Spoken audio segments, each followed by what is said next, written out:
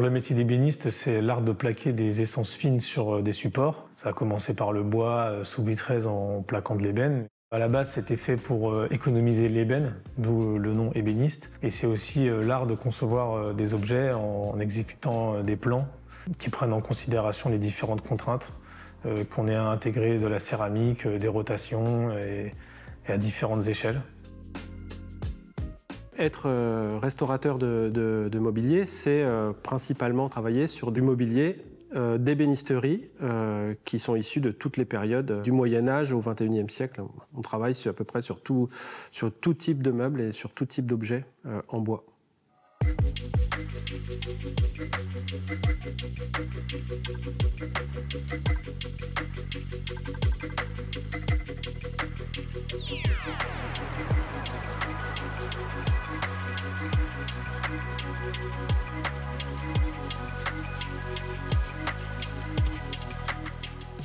Je m'appelle Steven Leprisé, je suis ébéniste d'art. Et voilà, ici on est chez Arca, ça veut dire atelier de recherche et de création en ameublement.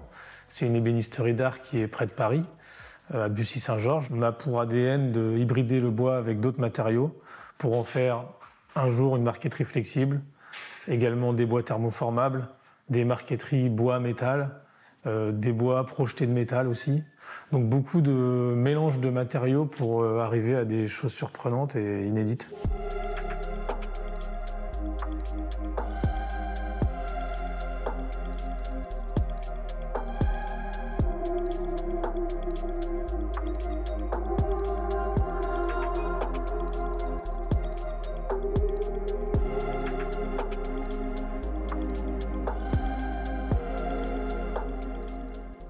Alors ici, on est dans le showroom.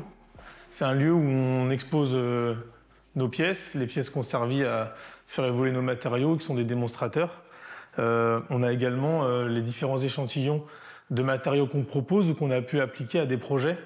Alors c'est plus ou moins complexe, hein. Il y a les essences de bois classiques de différentes couleurs, de différentes teintes. Et puis c'est aussi l'endroit où on va montrer les différentes déclinaisons de nos innovations, de nos matériaux innovants.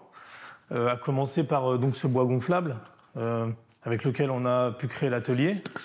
C'est une marqueterie qui est en fait collée sur un caoutchouc, sur une membrane, qui va être élastique et qui va être déformée soit par des impulsions d'air, soit par des robots qu'on va mettre à l'intérieur des panneaux pour faire bouger et faire vivre ce matériau. Quand on n'utilise pas de mécanisme pour faire bouger la matière, c'est les objets qu'on va mettre dans les poches qui vont eux-mêmes déformer la membrane.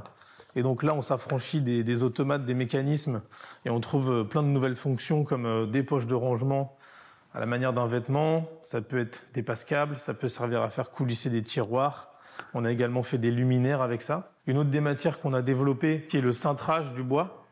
Dès que l'on veut courber du bois, on a nécessité de réaliser des moules qui sont coûteux et qui polluent, sauf que quand on fait des pièces uniques, c'est compliqué de valoriser ces moules.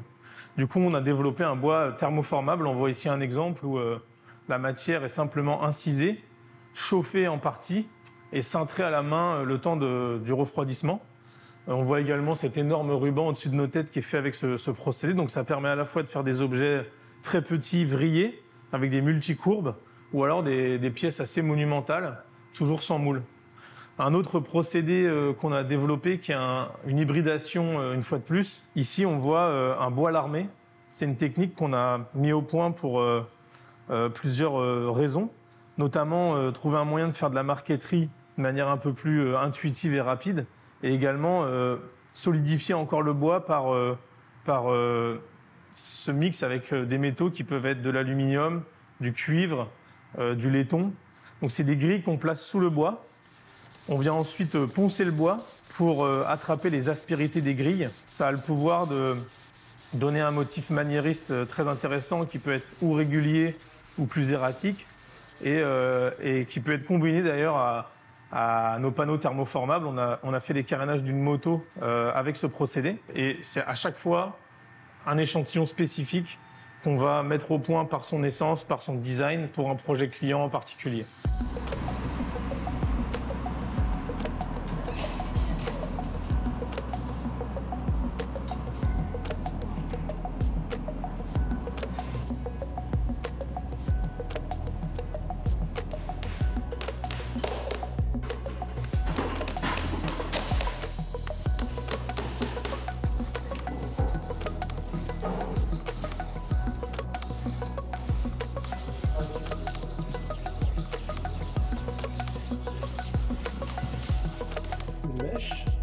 vous montre d'abord, puis après ce sera à vous. Donc vous écartez votre mèche et vous tournez en même temps. Je m'appelle Pierre-Alain Lecousin, je suis ébéniste, conservateur, restaurateur de mobilier et également enseignant au sein de l'école Boulle. Ça fait une quinzaine d'années que j'enseigne ici, dans l'atelier de conservation et restauration de mobilier. Donc, mon activité principale au sein de l'école Boulle, c'est l'enseignement de la restauration, principalement sur de l'objet bois ou du mobilier. Je suis arrivé à la restauration après avoir été formé en ébénisterie et par passion pour l'histoire, pour les objets. Et ça m'a amené progressivement à restaurer et par la suite à me former à conserver et restaurer de l'objet. La passion pour l'histoire me vient depuis tout petit. Hein. J'aimais bien les châteaux forts, j'aimais bien les vieux objets, j'aimais bien voilà, la matière bois aussi. Hein. Donc c'est pour ça que j'ai été vers l'ébénisterie. Au départ, c'est vraiment la matière bois qui m'a attiré. Voilà, le façonnage, la maîtrise de cette matière qui m'a amené dans un premier temps à l'ébénisterie et ensuite j'ai pu me spécialiser en restauration.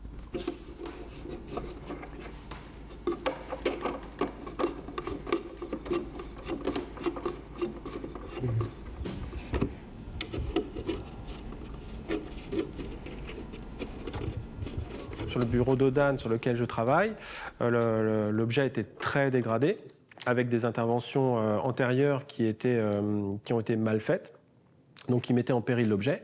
Donc, l'intervention était très lourde. On a passé pratiquement 300 heures de travail. Donc, on a passé plus de temps pratiquement que si on avait dû le fabriquer. Pourquoi? Parce qu'on a retiré les plaquages de leur support pour pouvoir intervenir sur le support. On a démonté le meuble complètement pour pouvoir intervenir sur chaque assemblage de manière à ce qu'il soit recollé et stable. Et ensuite, on a recollé les plaquages en les préservant. On a des techniques de préservation pour éviter le ponçage des objets. Voilà. Moins on ponce et plus l'objet va pouvoir tenir dans le temps. Donc là, sur ce bureau, je suis à l'étape actuelle de finition. Malheureusement, la finition d'origine avait disparu. Il avait verni dans les années 80-90 avec des vernis cellulosiques, donc des vernis synthétiques, et qui ont complètement jauni. Donc on a été obligé de retirer la finition qui avait été intermédiaire pour remettre une finition proche de celle d'origine.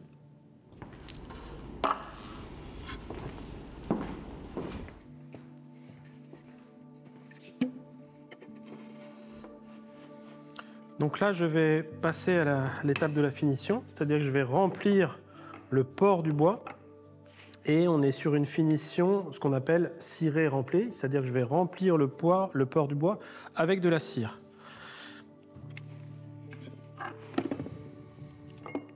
Donc il ne faut pas grand-chose, hein. Il faut de la cire. Alors c'est des mélanges qu'on fabrique nous-mêmes avec différentes cires, avec la cire d'abeille naturelle, on prend de la cire de carnauba qui est une cire végétale, on prend la cire de gomme-lac également. Et on arrive sur des cires qui sont légèrement un peu sèches. Et à l'aide d'une toile en coton et d'une mèche en coton également, on arrive à faire de très belles finitions.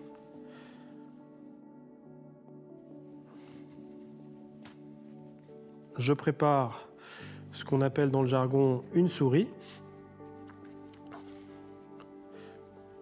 On adapte le tissu à la forme de notre main. Alors, je l'adapte dans ma main gauche pour ensuite le reprendre sur ma main droite.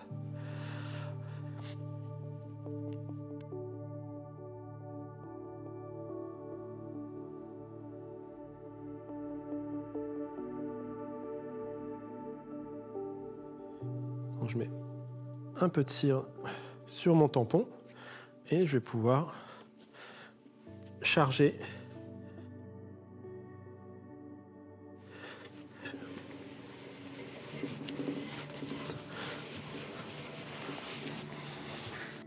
Alors c'est des finitions qui étaient utilisées déjà au 18e, donc on va être en termes de couleur très proche de ce qu'il était à l'origine.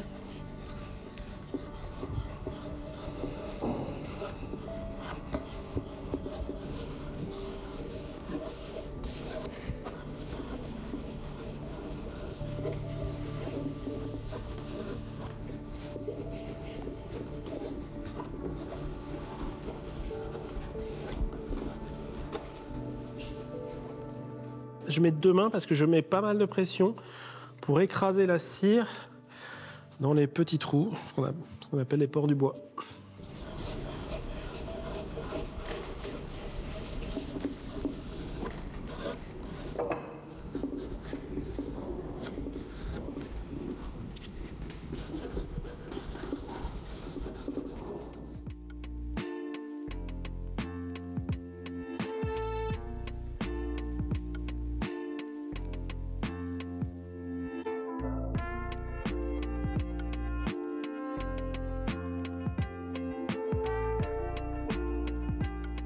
Alors l'atelier est composé de plusieurs espaces.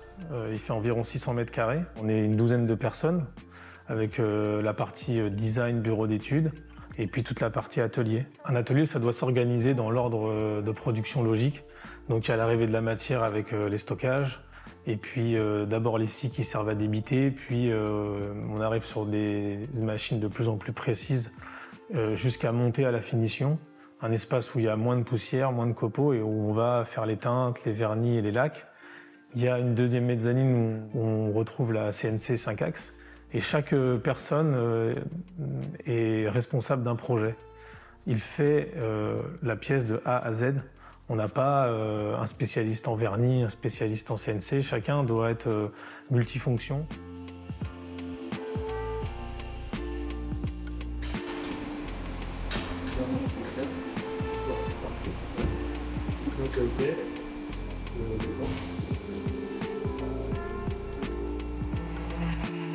Là, tu peux mettre plusieurs pièces comme ça, l'une au-dessus de l'autre, pour aller plus vite.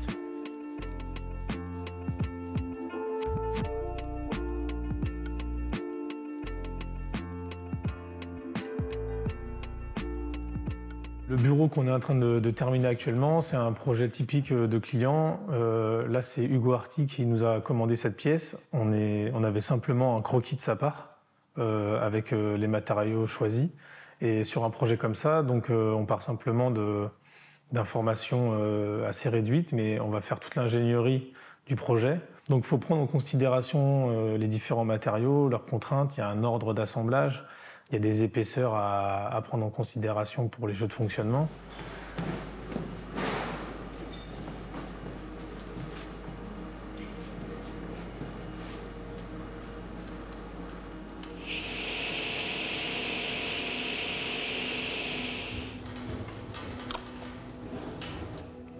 Donc il y a des parties laiton qui ont été faites en interne chez nous. Partie laiton et partie bois. Donc on a de la... Ici c'est de la loupe de noyer, presque ronce en fait. C'est un défaut du bois à la base, la ronce et la loupe. Beaucoup utilisé dans l'automobile ou dans le mobilier de luxe. Et ici appliqué sur ce bureau qui va partir à New York. Donc là on est sur le montage final de l'ouvrage. Donc tout doit être démontable parce que ça doit pouvoir être restauré. Il doit... pour assurer aussi la qualité de finition entre les différents matériaux. S'il y a une anomalie aussi, pouvoir voilà, réparer juste une partie sans tout devoir casser, quoi. C'est la logique aussi de l'ébénisterie, c'est d'avoir des ouvrages démontables et restaurables. Et là, ce bureau, il a des pieds réglables, donc en fait, il se lève en fonction de la hauteur à laquelle on veut travailler.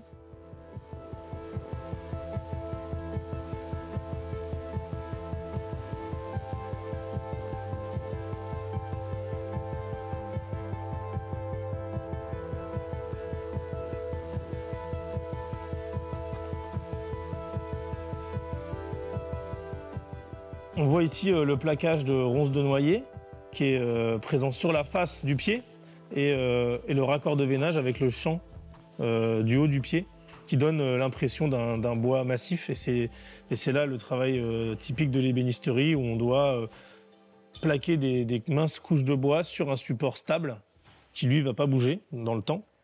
Et pour ça, on habille le panneau avec les feuilles de bois.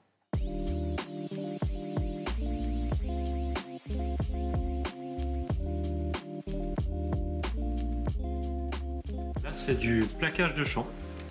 Donc on plaque les champs pour faire propre. On plaque un champ de la même essence que le panneau. La colle, elle réagit à la chaleur justement. Elle fond et après c'est en refroidissant qu'elle colle. Donc les champs sont déjà prêts à en coller. Nous, on réchauffe la colle et en appliquant, après on a un champ qui est collé. Là, on active la colle. Et le temps que ça refroidit, on maroufle bien. Et après, on effleure. On vient couper les bouts. Et voilà. Comme ça, on a un champ qui est plaqué à fleurs.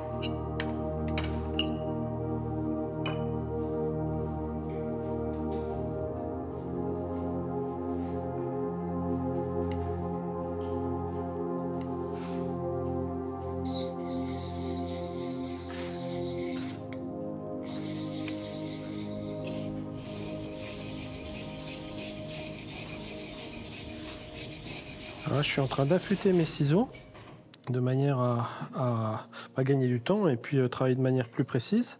Donc là, j'affûte le biseau extérieur, puis après, je vais affûter l'intérieur, le plat de l'intérieur.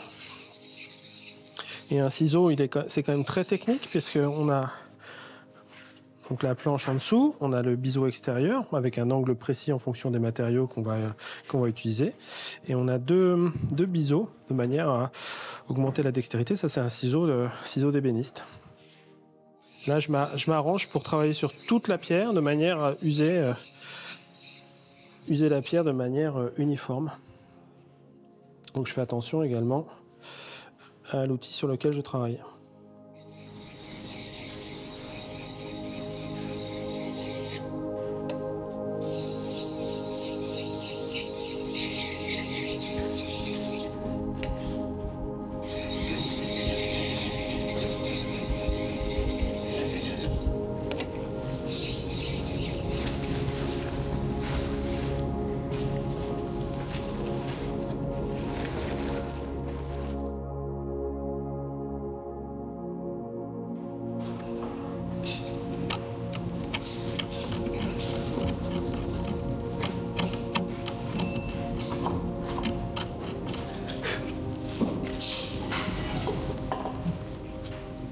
Là, je suis en train de dévider les espacements pour les morceaux de nacre manquants et ils ont bouché avec parfois de la colle, de la résine. Donc je la retire pour pouvoir restituer l'ensemble en nacre. C'est une opération assez délicate parce que je dois pas toucher les pièces anciennes, enfin la laque ancienne. Et je dois toucher que aux anciennes restaurations et que à la colle.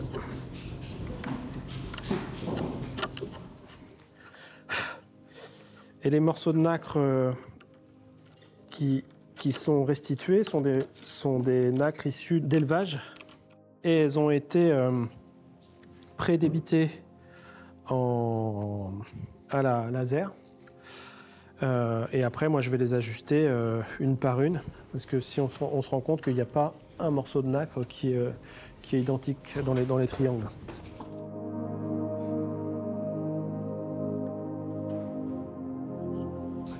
C'est une opération qui est quand même assez longue, il faut rester concentré, parce que j'ai plus de 150 morceaux qui manquent.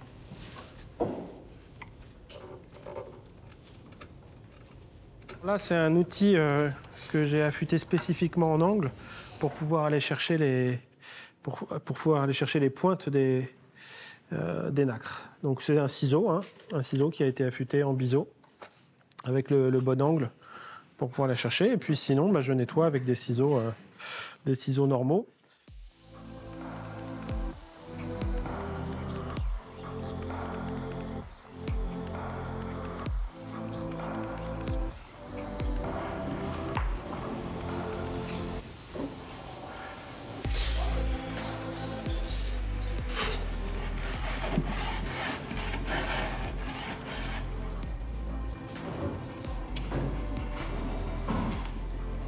Il est très important de conserver les savoir-faire parce qu'ils peuvent disparaître. Moi, je me suis rendu compte en allant à l'étranger que ces savoir-faire, ils n'existent pas forcément à l'extérieur. Des choses qui nous paraissent naturelles, en fait, n'existent pas ailleurs. Donc, si elles n'existent pas ailleurs, c'est qu'elles n'ont pas été transmises. Et je me suis rendu compte que des gestes que je fais étaient faits au XVIIe siècle en France.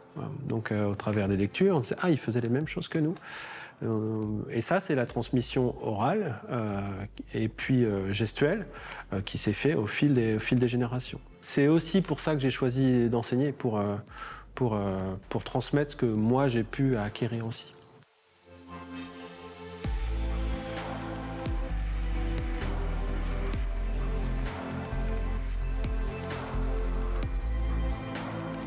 Alors je vois l'avenir du métier d'ébéniste un peu dans la continuité de ce qui s'est toujours fait, où il y a une forte appétence à transmettre déjà. Ici, on a beaucoup de compagnons, de jeunes et d'apprentis à qui on aime insuffler cette énergie et aussi les règles fondamentales. Et une fois qu'on maîtrise ces fondamentaux, on peut commencer à faire évoluer le métier en utilisant des nouveaux procédés, des nouveaux matériaux. Ce qui est très particulier et très important dernièrement sur l'évolution de nos métiers et un peu tous les métiers, c'est la notion d'écologie. Alors en utilisant du bois, on n'est pas les premiers à être dérangés, mais on utilise aussi des vernis et des cols. Il y a également du transport dans nos activités. Et donc de plus en plus, on se questionne sur l'intelligence des distances, des cols, de la protection de l'environnement. On travaille avec des bois indigènes qui viennent de Bourgogne et de Belgique pour les plus lointains. On a des fournisseurs qui sont tout près de nous. Et on utilise une matière qui repousse quand même.